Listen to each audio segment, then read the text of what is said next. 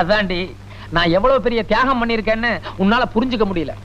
எனக்கு பிடிக்குதோ இல்லையோ உன்ன 4 பேர் தப்பா பேசக்கூடாது, அம்மாங்கிற ஒரு தூய்மையான ஸ்தானத்தை நீ அடையணுமேங்கிற காரணத்துக்காக என்னுடைய ஆசாபாசங்களை எல்லாம் தள்ளி வச்சுட்டு இவ்வளவு பெரிய தியாகம் பண்ணிருக்கேன் பாரு. அவங்களால புரிஞ்சுக்க முடியல. போதும், நிறுத்துங்க மாமா. சும்மா தியாகம் தியாகம் சொல்றீங்களே, எது மாமா தியாகம்? கை கால் சுளுக்கிடுச்சுன்னு வைத்திய கிட்ட போனா அவன் சுளுக்கு எடுத்து விடுவான். அதுக்கும் இப்ப நீங்க பண்ண காரியத்துக்கும் என்ன மாமா வித்தியாசம் இருக்கு? இப்ப என்ன சுளுக்கு எடுத்தாங்க?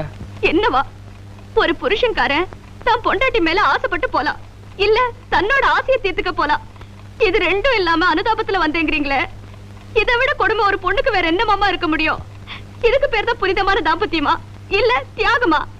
ஓஹோ, இது தியாகம் இல்லையோ? உங்களை கையெடுத்து கும்பிடுறேன் மாமா. என்ன வாழ்நாள் பூரா இப்படி தனியாவே படுக்க வச்சிருக்க நான் சந்தோஷமா ஏத்துக்கிறேன். ஆனா இன்னொரு தடவை தியாகம் பண்றேன்னு தயவு செஞ்சு பக்கத்துல வராதீங்க. அதை என்னால தாங்கிக்க முடியாது.